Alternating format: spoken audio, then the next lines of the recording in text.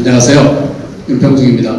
오늘 이렇게 귀한 자리에 인천의 고향 호남에서, 그 다음에 한국민주화의 성지인 광주에서 인천 정신을 기리는 이런 모임에 참여하게 되어서 무한한 영광으로 생각합니다. 여기 제 기조 강연의 제목이 이렇게 나와 있는데요. 제가 오늘 말씀드리려고 하는 주제는 크게 세 가지입니다. 첫 번째는 인천의 리더십을 21세기에 살고 있는 우리가 어떻게 재해석해서 인천의 정신을 성찰할 것이냐라는 인천 리더십의 그 내용에 대해서 살펴볼 거고요. 두 번째 주제는 오늘의 정세가 대단히 어지럽습니다. 국제 정세 어지럽습니다. 거의 천하대란이라고 할 수 있을 정도로 혼란스러운데요. 저의 개념으로는 세계 웨이트 게임이라고 부를 수 있는 신제국주의 시대가 지금 우리 눈앞에서 전개되고 있습니다. 인천의 리더십을 이러한 세계 정세에 빗대어 봐서 만약 인천이 오늘날 21세기에 살고 있다면 어떻게 판단하고 어떻게 행동할 것인가 라고 하는 것을 한번 상상하면서 두 번째 주제를 다뤄보겠습니다. 세 번째 마지막 주제는 공화혁명인데요. 다 잘 아시는 것처럼 대한민국은 민주공화국이라고 우리 헌법 1조 1항에 선포하고 있습니다. 그런데 저는 우리가 그 방향으로 나아가야 한다고 선포하고 있지만 아직 그렇게 단단히 뿌리내리고 있지 못하다고 생각하고요. 민주공화국이 그 아주 단적인 예가 아직 우리 국내 정치를 또는 한국 사회 전체를 대혼란에 빠뜨린 작년에 12.3 사태였다고 생각합니다.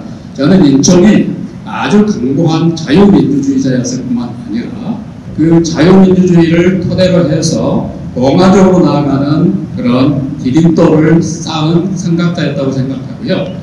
그래서 그 세 가지 주제에서 보니 인천의 정신, 인천의 리더십을 21세기적인 관점에서 성찰해보고자 합니다. 이게 이제 제 목차고요. 저는 인천이야말로 대한민국 건국의 아버지다라고 이렇게 생각합니다. 여긴 전제가 있습니다. 대한민국 건국의 아버지, 대한민국 국부죠. 대한민국 건국의 아버지는 한 분이 아닙니다. 그건 저의 생각입니다. 여러분이 계십니다. 백범, 이승만, 존칭 생략하겠습니다. 김규식, 조봉암, 여분혁 이런 분들과 함께 고화 송진우, 그다음에 인천 김성수 선생. 저는 그래서 여러분들 잘 아시지만 고화와 인천은 평생 동지였고요. 거의 분리가 불가능한 공적 삶을 사셨고 두 분 공이 대표적인 대한민국 건국의 아버지라고 그렇게 생각을 합니다. 그러면 이제 여러분들이 상식적으로 많이 알고 계시기도 하고 앞으로 토론자들께서 자세히 설명해 주시겠습니다만 인천은 건국의 아버지뿐만 아니라 저는 한국사에서 보기 드문 위대한 통합자였다고 생각합니다. 아주 거대한 조정자였습니다. 그만큼 살신성인 천하이공. 그래서 이 세상이 특정 엘리트들의 것이 아니라 우리 모두의 것이라고 하는 그런 공공정신을 자신의 삶을 통해서 증명한 분, 그런 분 중에서 아주 대표적인 분이라고 생각을 합니다. 그래서 위대한 통합자로서의 인천의 온유한 성품, 조정 능력 이런 것들은 여러 가지 에피소드들을 통해서 많이 알려져 있는데요. 제가 왜 인천의 리더십을 이 국면에서 2025년 지금 2월 이 국면에서 우리가 재조명해야 된다고 말씀드리는 이유는 바로 우리나라 상황 때문에 그렇습니다.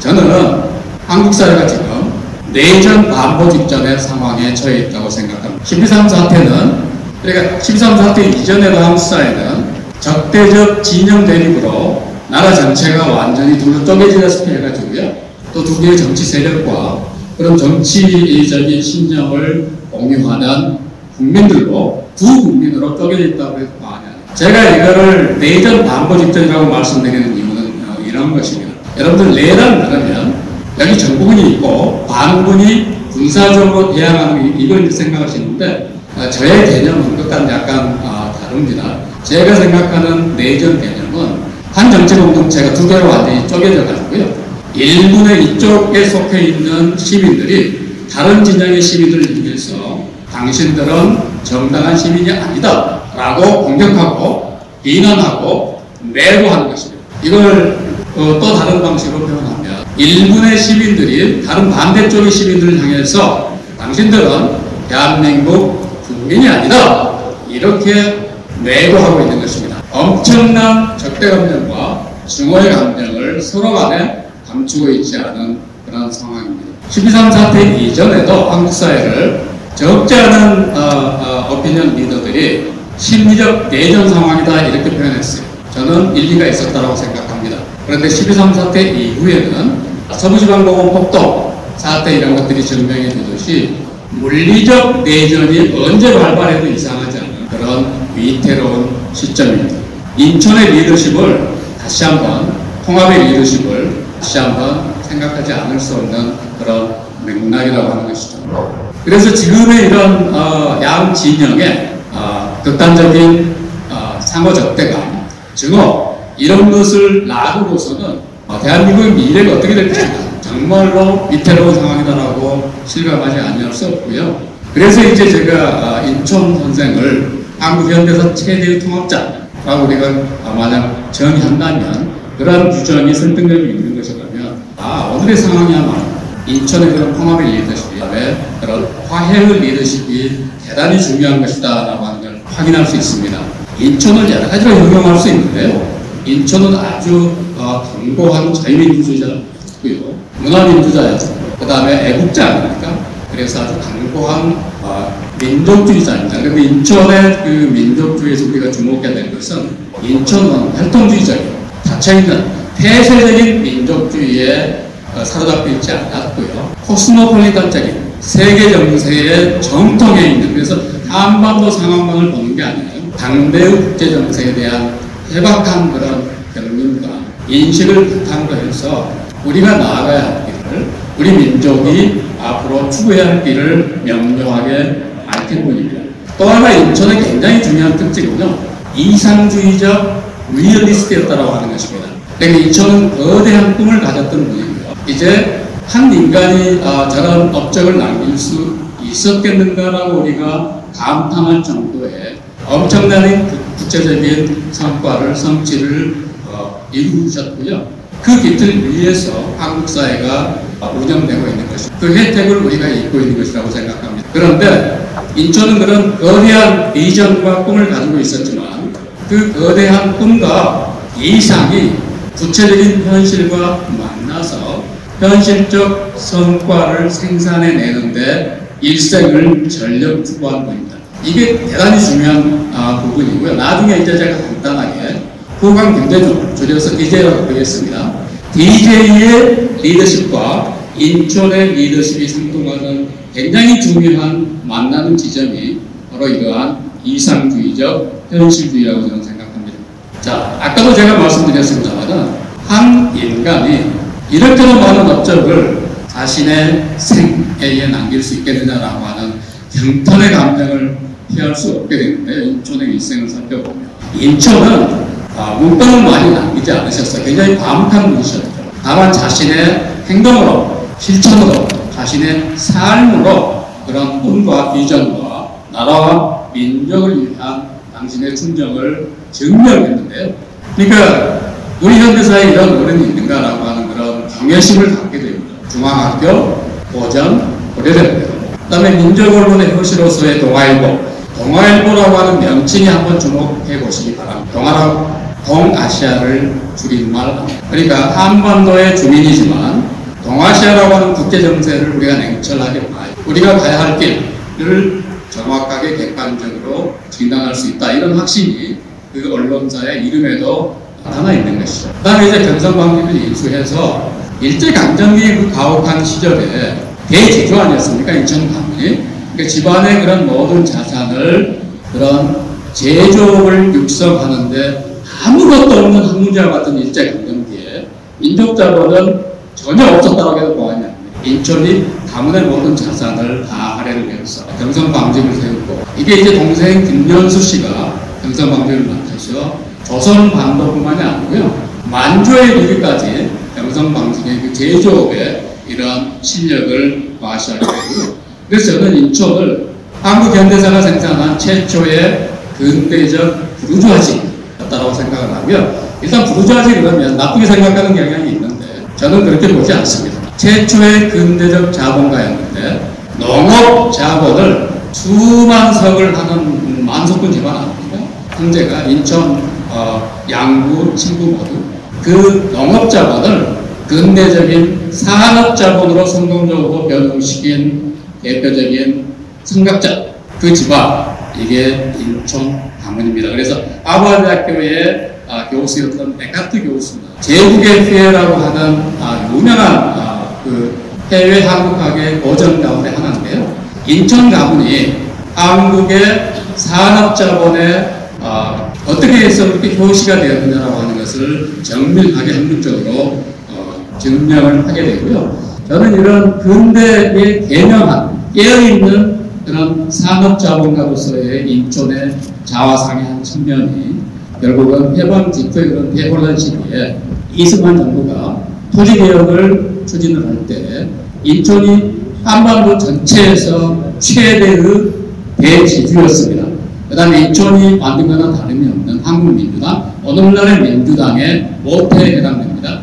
한민당의 주요 구성원들이 지주 출신들이 많았어요. 그래서 이승만 정부가 농지개혁을 한다라고 선언을 했을 때 당연히 한민당의 많은 지도가부들이 반대했죠. 그런데 인천이 우리나라의 발전을 위해서 대한민국의 미래 비전을 위해서 토지개혁은 반드시 해야만 한다라고 하는 것을 인천이 깨닫게 되고 그리고 나서 자신의 모든 기득권 수만 석을 자기 집안 김현수 씨를 비롯해서 자기 누이 동생도 만석에 가까운 그런 토지를 가지고 있었는데 하루아침에 토지개혁을 함으로써 그런 모든 특권을 인천의 그런 성각자적인 정신을 가지고 자신의 기득권을 민족과 나라를 위해서 포기하게 되는 토지개혁이 위협 사태 없이 폭력 사태 없이 성사될 수 있었던 가장 중요한 저는 모티브는 인천의 결단에서 나왔다고 보고요.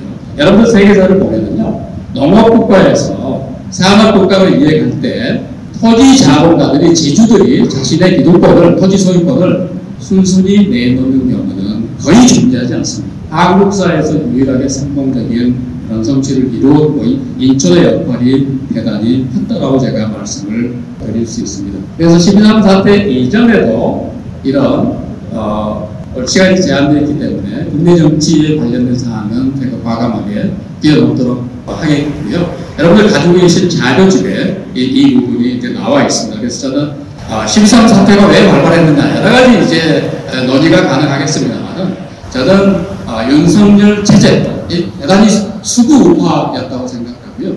그 다음에 이제 그거에 대항하는 또 정치 세력이 있습니다. 저는 수구 좌파세력.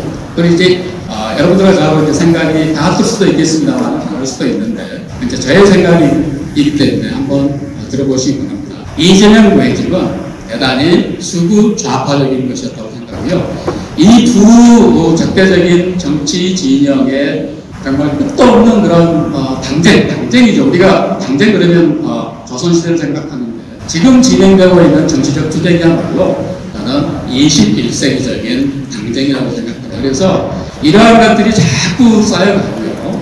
그러면서 또 국민들도 제가 모두에 말씀드린 것처럼 두 편으로 나뉘어지고 이러면서 한국 정치가 통치 불가능한 국면으로 진입했었던 것이 12.3 사태 직전의 상황이었다.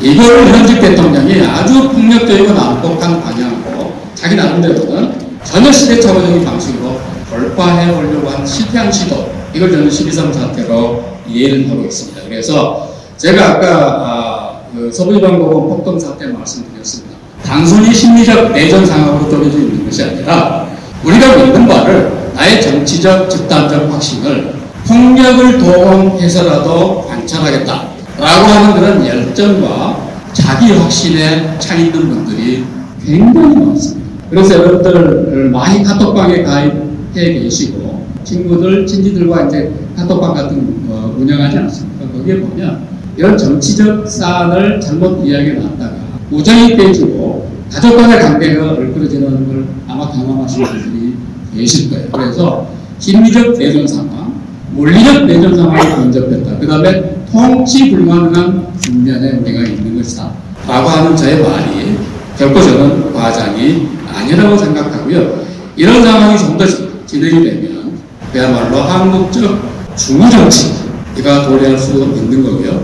중우정치에서 이제 국민적으로 이행하게 되는 그런 파국이 다가올 수도 있습니다. 바로 이게 우리가 오늘날 여기서 인천 리더십을 다시 돌아보는 가장 중요한 이유일 겁니다.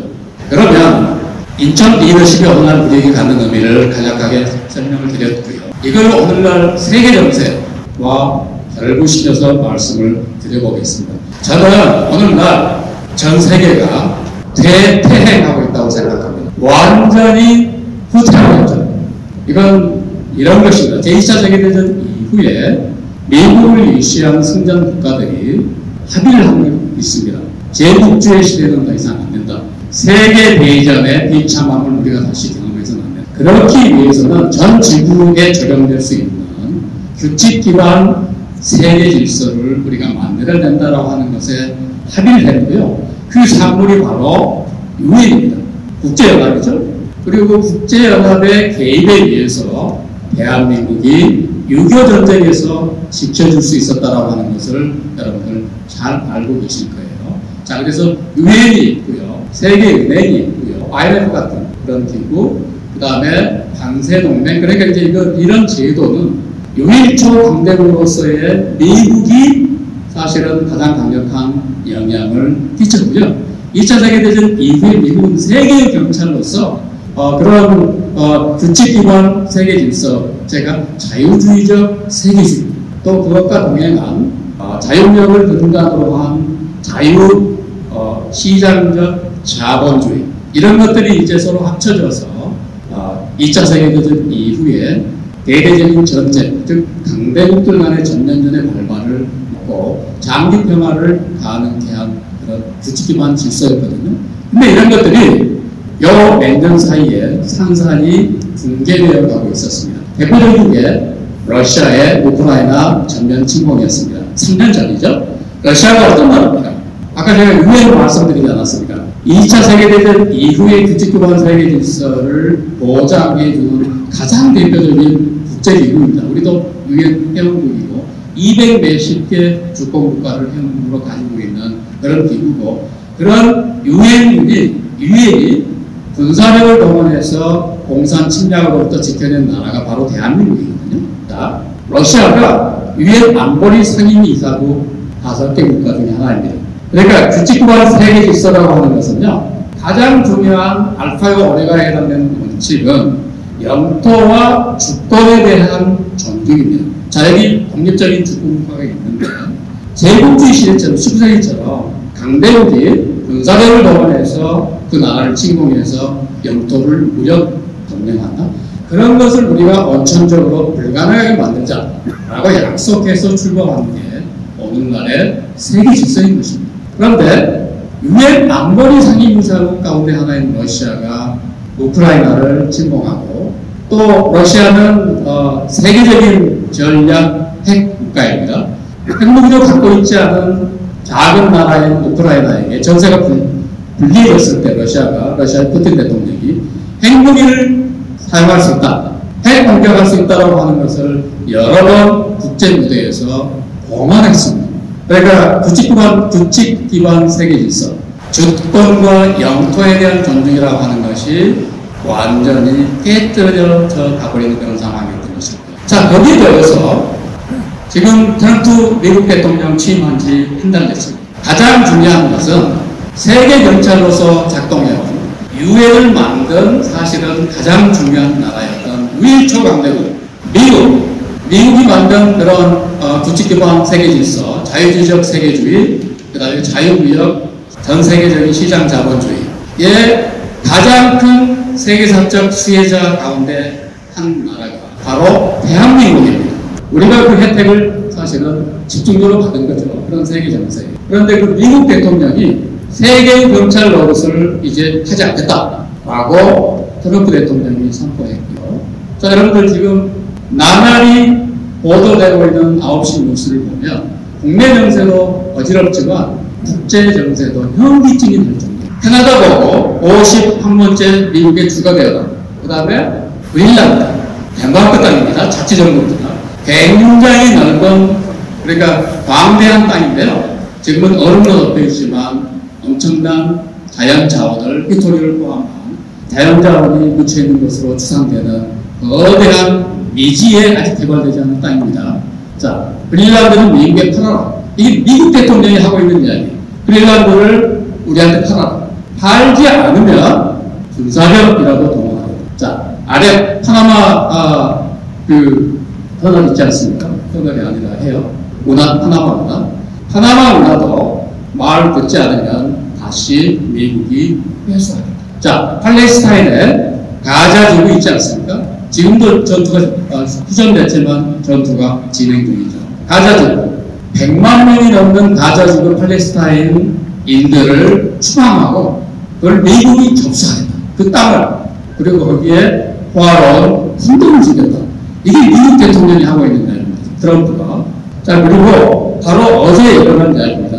트럼프 대통령이 우크라이나의 젤렌스키 대통령에게 당신은 독재자다. 투표도 하지 않아. 지지율이 4%도 안 된다. 이게 사실이 아닙니다. 거짓말이죠. 그런데 그것을 막 공언하면서 너희들이, 그러니까 우크라이나 전쟁을 초래했다.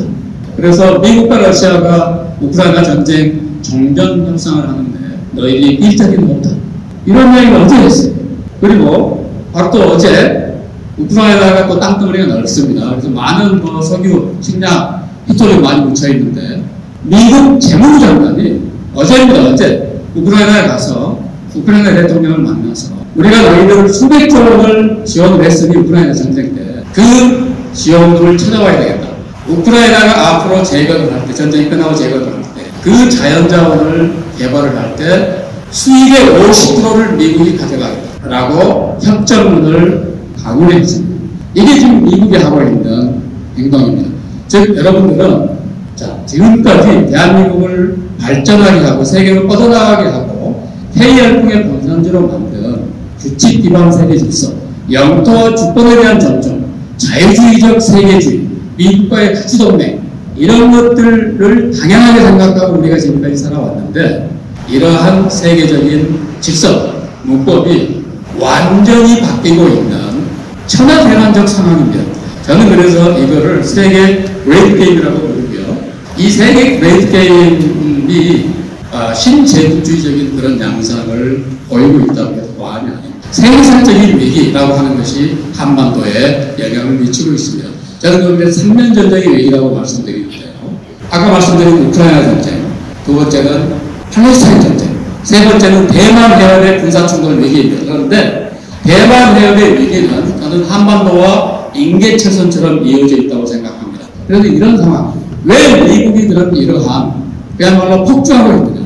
과거의 세계 경찰로서의 가치 동맹의 맹주로서 이런 것들을 모두 포기하고 강대국 정치, 이제 이미 모든 것을 말해주는 그야말로 난장판이 되는 세계를 미국 스스로 이렇게 말하고 있느냐.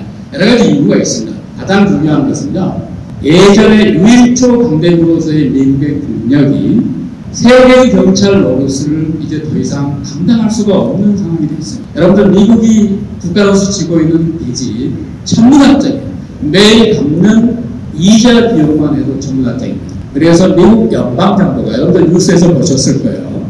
몇 주에 걸쳐서 문을 닫는 그런 상황이 빗발치고요. 그 다음에 미국 제조업이 거의 초토화되는 그런 형국을 자유무역시대에 보였습니다. 그래서 트럼프의 아메리카 퍼스트라고 하는 것은 물론 트럼프라고 하는 한 지도자의 캐릭터도 있지만 미국이 객관적으로 놓여있는 이러한 힘의 관계라고 하는 상황에서의 미국의 후퇴라고 하는 것을 감안해야 오늘날 트럼프 행정부가 폭주하고 있는 그 배경을 이해할 수 있습니다. 저는 그래서 오늘날 우리가 21세기 버전의 신제국주의 상황이라고 말씀드리지 않았습니까? 힘에 있는 강대국이 약소국의 주권과 영토를 마음대로 한탄했던 그 시대가 19세기 제국주의 시대입니다. 우리가 일제에 강제 점령되고 정말 엄청난 피해를 입었던 것도 제국주의 시대의 결과 아닙니까? 그런데 그 모든 것들이 극복되었다라고 세계사가 진보했다라고 우리가 믿어 의심치 않았는데 이제 새로운 제국주의가 시작하고 있는 그래서 이걸 염두에 두시고 이걸 이제 저의 개념으로 표현하면 세계 그레이트 게임이라고 하는 말로 표현할 수 있고요. 그것을 세계 그레이트 게임의 압축도가 동아시아 그레이트 게임이라고 저는 생각합니다. 그래서 제가 보기에 동아시아 그레이트 게임에는 크게 4차를 이야기할 수 있습니다. 고대 7세기, 중세 16세기, 현대 20세기, 현재 21세기. 우리는 지금 제4차 동아시아 그레이트 게임을 통과하고 있죠. 보시면 제2차 동아시아 그레이트 게임은 삼국 시대입니다. 오데베트 신라. 여기서 우리가 주목해야 될 것은 여러분들 최후의 승자로 등장하는 신라는 삼국에서 최약체 국가였어요.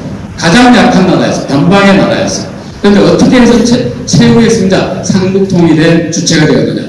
이걸 한번 생각을 해봐야 되고요. 이 신라의 통치 엘리트들의 어떤 그런 결의와 그런 결단, 이게 이제 저는 인천 리더십과 한번 여러분들이 비교해 볼 필요가 있다고 생각합니다. 저는 신라의 엘리트들이 삼국 중에서 당대의 국제 정세에 대한 가장 정확한 객관적인 인식을 했다고 생각합니다. 그리고 그런 국제 정세에 대한 냉철한 인식과 결부된 게 국력을 기르기 위해서 일본에 있어요. 그 다음에 이제 국민 통합을 이루었던 거죠. 이게 삼위일체로 합쳐져서 신라가 삼국을 통일할 수 있었다고 생각을 하고요. 이게 제가 아까 말씀드린 민초는 민족주의자였지만 닫혀있는 한반도 암 정세만 보는 게 아니면 한반도의 문제는 동아시아 정세 또는 세계 정세하고 연결시켜야 우리가 실패하지 않을 수 있다라고 하는 그런 인식에 투철했는데 저는 신라의 통치 엘리트들도 그랬다고 생각하고요. 또 제강론의 배양 이런 걸 한번 생각해 보시기 바랍니다. 2차 동아시아 그레이트 게임은 16세기 임진왜란과 정의전환 7년 전쟁인데요. 여기서 이제 우리나라 국망 직전까지 갔다가 전 한반도 팔도에서 벌비처럼 일어난 민중들의 의변, 그 다음에 이 중공의 바다 재해권 이게 이제 우리나라를 구했는데요.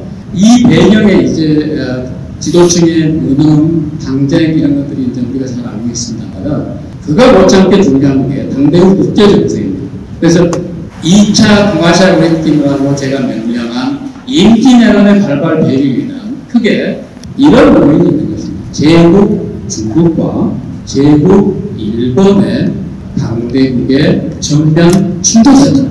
이 측면을 여러분들이 반드시 고려를 하셔야 임진왜란과 정유재란의 다이내믹스를 객관적으로 이해할 수 있다고 생각합니다. 3차 동아시아 그레이트 게임은 일제 강점기, 건국, 대한민국 정부 수립, 6.25 전쟁 이런 것들을 뭉뚱거린 것입니다. 여기서 우리가 여러분들에게 제가 주목하시라고 하는 사항은 뭐냐면요. 동아시아 그레이트 게임이라고 제가 보는 그런 강대국들 간의 세력균형 관계가 무너졌을 때 6.25 전쟁이 발발했습니다. 미군이 철수하자마자 전쟁이 발발했죠. 동아시아 그레이트 게임이라고 하는 세력균형이 복원되었을 때 전쟁이 중단됐습니다. 지금은 평화 상태가 아니라 정전 상태이기 때문에 그렇게 표현한 것입니다. 자, 그래서 인초는 제3차 동아시아 그레이트 게임의 한 가운데를 그 폭풍을 뚫고 가신 생각자입니다. 여러분들과 저는 이제 우리가 살펴볼 동아시아 4차 동아시아 그레이트 게임을 지금 그 한가운데 살고 있는 거거든요. 제3차 동아시아 그레이트 게임하고도 4차 동아시아 그레이트 게임의 결정적인 차이는 중국의 위상입니다. 여러분들이 잘 아시는 거죠. 대국 분리하는 중국이 이제 원래 태평양 국가였던 유일초 강대 국가였던 미국에게 자, 이게 중국 지도자의 시진핑의 입에서 나온 말입니다. 태평양은 넓으니 반씩 나눠가자. 그래서 중국의 제해권을 동중국의 남중국에는 말할 것도 없고요. 이걸 이제 제1도전선, 제2도전선, 제3도전선이라고 표현합니다. 섬들을 잇는 가상의 선입니다. 그래서 제3도전선까지 미국의 영향력을 밀어내는 것. 이게 제국으로서의 중국의 국가 목표입니다. 바로 하와이, 바로 그 앞 바다까지입니다. 자, 이런 상황에서 중국은 약진하는데 미국의 국력은 상대적으로 쇠퇴하고 있는 상황. 자, 여기에 대한 미국의 대응이 지금 트럼프 대통령의 출연이라고 우리가 이제 해석할 수도 있는 것이죠. 거기에다가 제4차 동아시아 그레이트 게임을 복잡하게 만드는 게 바로 핵무기를 보유한 북한의 등장입니다. 저는 북한이 쉽게 붕괴되지 않을 것이라고 보고요. 북한이 핵무기를 포기할 일은 그런 시나리오는 가능하지 않다고 생각합니다. 상황이 굉장히 복잡해졌습니다. 북한은 법에 못 박았죠. 자신들의 안보를 위협하면 하시라도 핵 공격을 가할 수 있다라고 법안에 못 박아놨습니다. 대한민국을 핵 공격할 수 있다라고 주장을 하고 있죠. 지금 그런 상황이 제4차 동아시아 브레이크 게임을 굉장히 난삽하게 만들고 있는 것입니다. 그러면 동아시아 브레이크 게임이 주던 교훈들이 굉장히 많은데요. 가장 중요한 교훈은 저는 이런 거라고 생각합니다. 여러분들은 인천 리더십의 이런 걸 이제 우리가 존경하는 마음으로 이 자리에 모이지 않았습니다. 그래서 인천은 정말 둘도 없는 애국자였고요. 민족주의자였는데 인천의 민족주의는 닫혀있는 혈통주의적인 민족주의가 아니라 코스모폴리탄적인 민족주의자였다라고 말씀드리지 않았습니까? 그래서 저는 한국의 지식인들도요, 적지 않은 지식인들, 시민들이 우리 건국의 과정을 일제강점기도 그렇고 6.25 정도 그렇고 그래서 우리만 잘하면 여러 가지 우리 사회 내부의 문제나 남북 간의 문제도 해결하는 게 가능하다라고 그런 어떤 민족주의적인 희망사고, 저는 그것을 일국주의적 민족주의라고 부르는데요. 동아시아 브레이크 게임이 우리에게 주는 가장 중요한 교훈은 일국주의적인 민족주의에서 국제주의적인 코스모폴리탄적 민족주의로 우리의 인식을 발전시켜 나가야 된다라고 하는 그런 교훈이라고 생각합니다. 그러면 이런 동아시아 브레이크 게임을 제가 왜 이렇게 강조해서 오래 말씀드렸냐면, 보십시오. 제가 아까 모두의 고화와 인천은 평생 동지였고 뗄 수 없는 그런 몸이었다 이렇게 말씀드리지 않았습니까? 인천은 물건을 많이 남기지 않았어요. 아까 제가 말씀드린 것처럼. 근데 고화에 평생 친구이자 동지 고화에게 동아일보 운영을 맡겼기 때문에 고화는 많은 기념 칼럼을 남겼어요. 제가 여기서 주목하는 것은 두 분이 다 코스모폴리탄적 민족주의자였다. 세계 정세를 정확히 보면서 민족과 우리나라가 가야 할 길을 숙고한 대표적인 선박자. 저는 고아와 인천보다 더 당대의 국제정세에 정통한 당대 우리의 선조는 거의 드물었다고 생각하는 편입니다. 그 정말 여러분들에게 말씀드리겠습니다. 고아 성진우가 1925년, 지금으로부터 101년 전입니다. 동아일보에 14편에 걸쳐서 세계대세와 조선의 장래라고 하는 장문의 논설을 발표합니다. 저는 고화의 이러한 세계 정세에 대한 분석이 바로 인천의 것이라고 그렇게 확신합니다. 고화가 이렇게 이야기합니다. 일본이 1925년입니다. 일본 제국주의의 극성기 시절이면 일본은 지금은 잘 나가는 것 같지만 미국과, 그러니까 자본주의 미국과 공산주의 러시아에 의해서 좌우 협공을 당하고 있다. 그래서 일본이 지금은 잘 나가는 것 같지만 시간의 문제일 뿐이지 미국과의 충돌이 불가피하다. 1925년 상황에 이렇게 얘기가 나옵니다. 그게 끝이 아니다. 미국과 러시아의 대격이 예정되어 있다 라고 이야기합니다. 고화가. 그래서 물론 엄혹한 검열, 일제 총독부의 검열을 당하고 있기 때문에 이렇게 직설적으로 표현하지 않지만 고화가 이렇게 말합니다. 일제의 세왕은 실현이다. 그리고 1925년 당대 세계사의 중심은 유럽에 있지만 이제 얼마 가지 않아 세계사의 중심이 아시아로 이동할 거다. 고화가 이렇게 이야기합니다. 제가 이 글을 고화 성진우 기념사 때 기념 강연을 2년 전에 준비하면서 고화의 글을 통독했는데요. 세계대세와 조선의 장래라고 하는 이 글을 읽으면서 감탄을 하지 않았습니다. 이 글을 쓸 때 고화의 나이가 30대 후반, 40대 초반, 39, 이 정도의 지금으로 보면 청년이죠. 이러한 시견을 가질 수 있었다. 이걸 인천이 공유하고 있었다. 아닌 게 아니라 위대한 정인보 선생은 고화의 이 글을 보고 감탄하면서 1925년 상황이죠.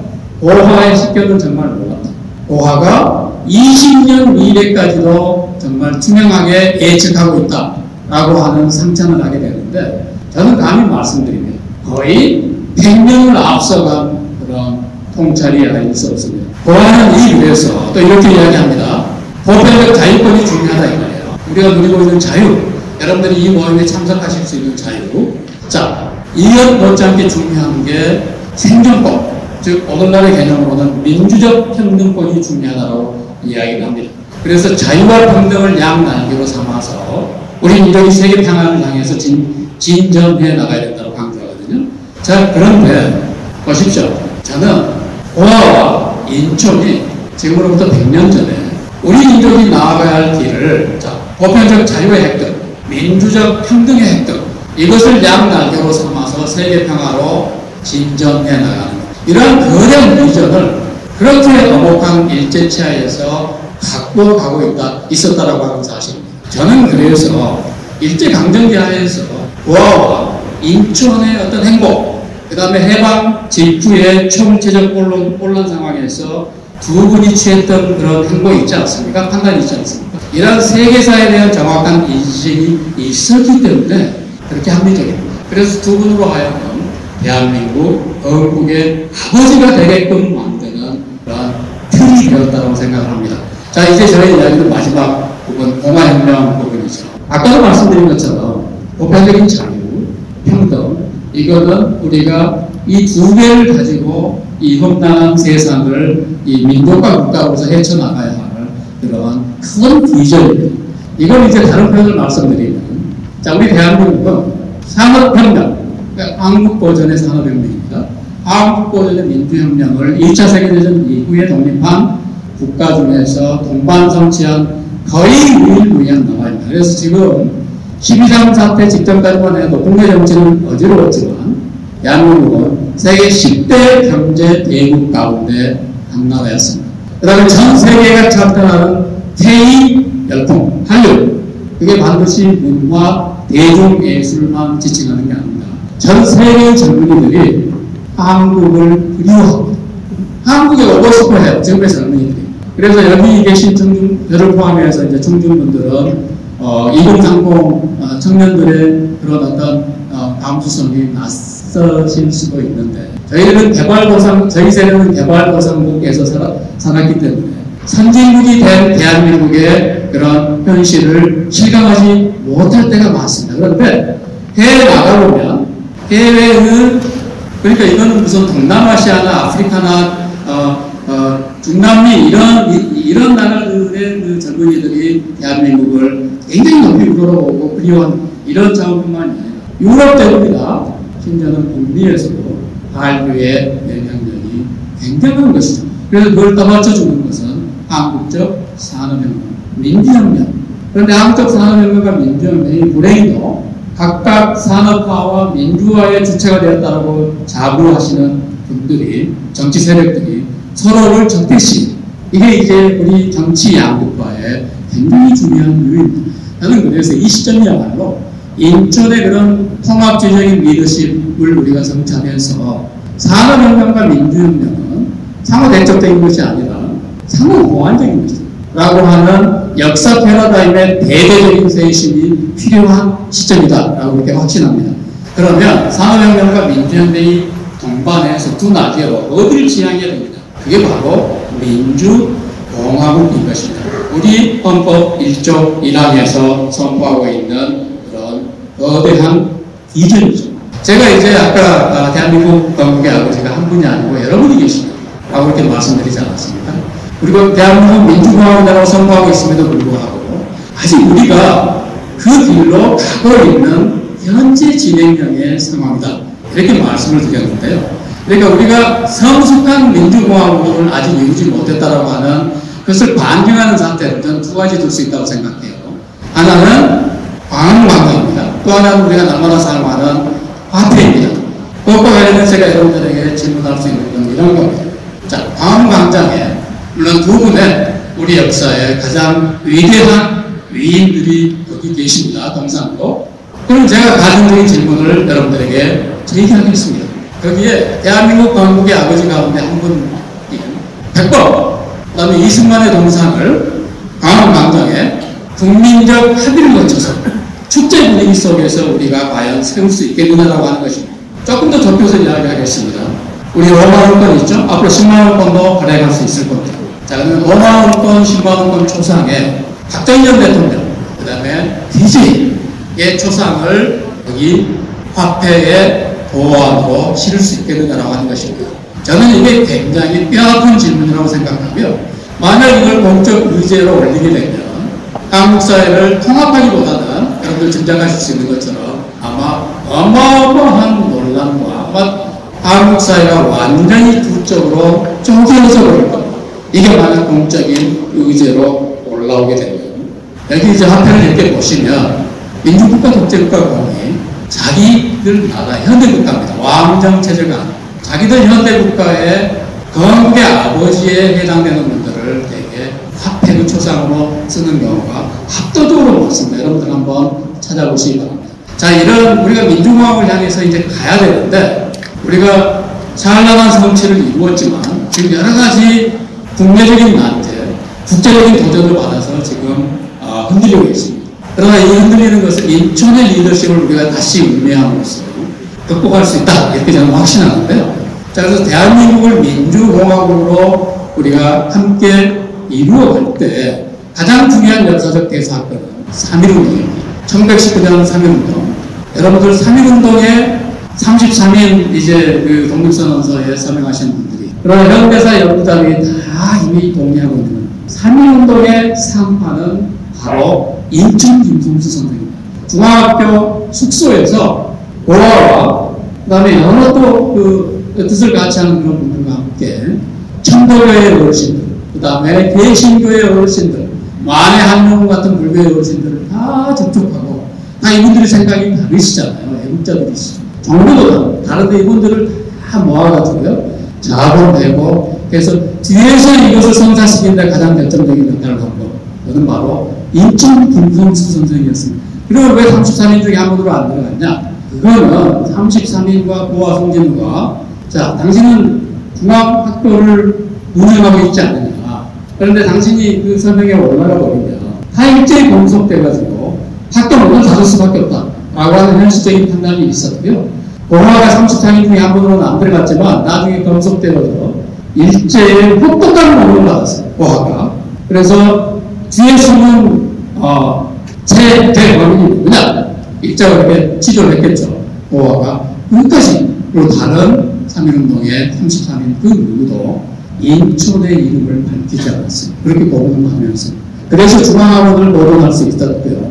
인천은 이제 아까 말씀드린 언론사업, 산업 이런 것들을 계속 발전시킬 수 있었다고 생각합니다. 자, 그런데 인천을 제가 위대한 통합자였다고 강조하지 않았습니까? 우리가 민주공화정 그러니까 공화로 나아가는 디딤돌을 인천이 사실은 쌓은거나 다름이 없는데 민주공화정 그러면 그게 도대체 뭘 뜻하지라고 이제 의아해하실 수 있는데 몇 가지 중요한 내용들이 있습니다. 하나는 법치주의입니다. 모두가 법 앞에 평등한 고배지배. 이건 뭐 우리가 상식으로 수용하는 거죠. 또 하나는 모패적 자유입니다. 그런데 이 자유라고 하는 거 평등이 담보되지 않으면 격차가 완화되지 않으면 공허한 것이 되기 쉽죠.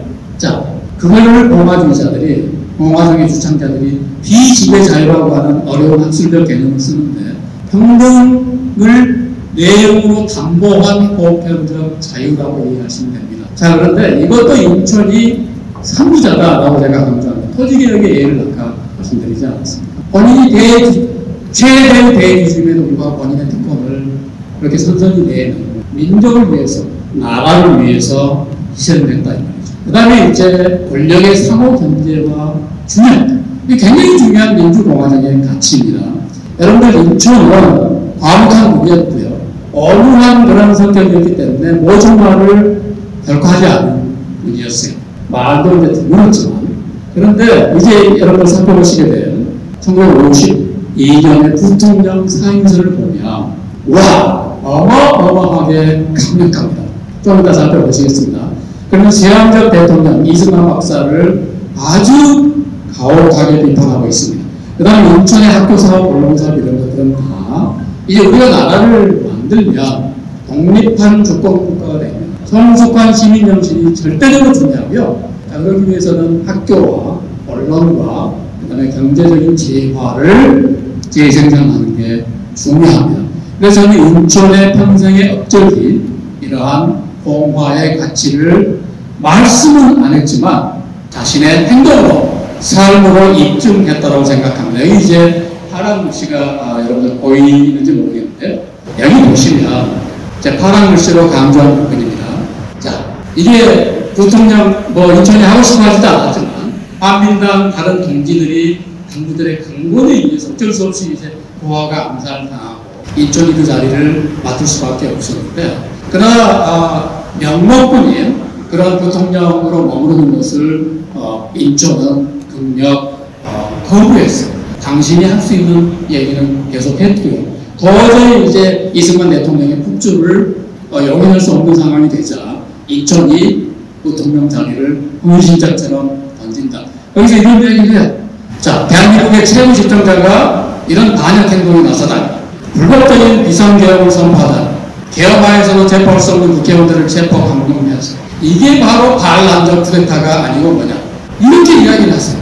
이거 1952년 문건인데 바로 12.3 사태를 가리키는 문건이라고 해도 과언이 아닙니다. 인천이 행동해야 될 때는, 결단을 내려야 될 때는 이렇게도 분명한 그런 비판을 하셨다라고 하는 그런 사례고요. 자, 이제 간단하게 마무리를 하기 전에 DJ가 어떤 점에서 인천의 정치적인 계승자라고 제가 생각합니다.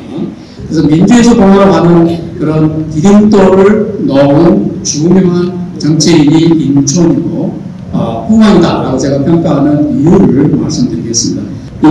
DJ가 내치와 외치에서 정말 엄청난 업적을 남겼습니다. 그다음에 저는 DJ에게서 가장 높이 사는 것은 인천의 리더십과 통합의 리더십과 관련해서 DJ야말로 현대의 대통령 중에서 통합과 화해의 그런 봉화주의적인 리더십에 가장 충실한 지도자였다라고 합니다. 그러니까 DJ는 권위주의적인 독재 치하에서 여러 번 암살당할 뻔하잖아요. 지역차별의 대표적인 피해자였습니다. DJ가. 근데 대통령이 되자 박정희 기념관을 건립하는데 앞장섰습니다.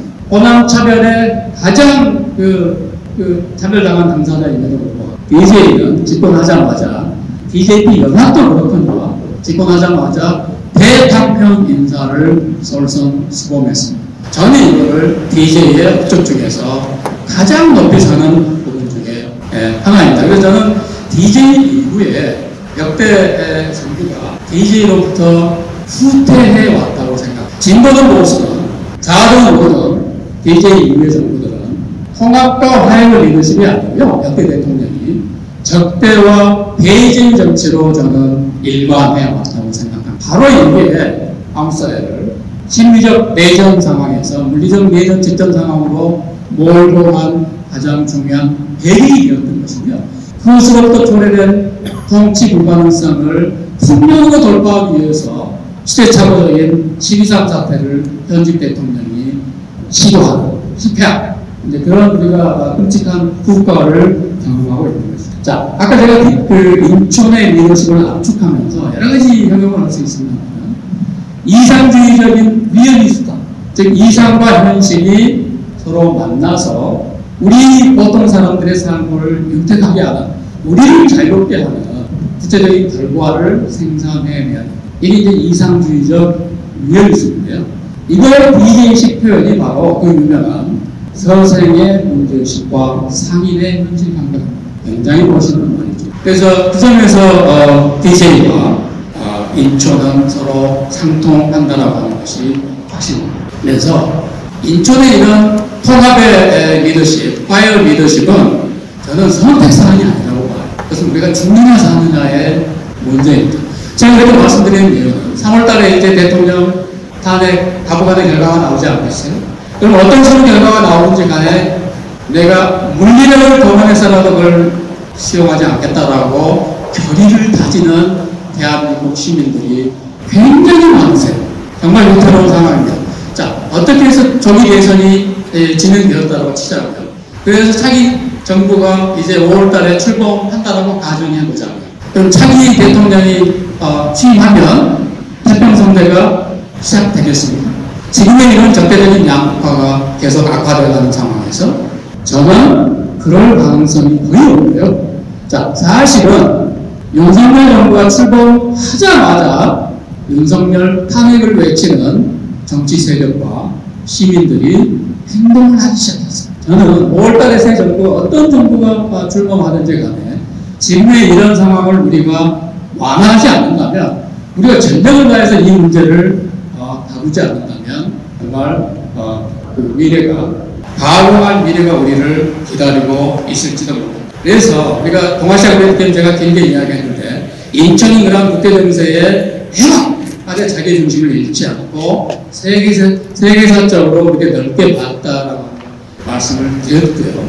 그래서 우리는 이런 동아시아 그래프게임의 당당한 주체로서 우리가 그럴 국가적인 역량이 있습니다. 그래서 당당한 주체로서 능동적으로 행동해야 되고요. 인천을 21세기적인 시각에서 비판적으로 다시 읽고 우리의 문제에 대한 해법을 함께 찾아야 됩니다.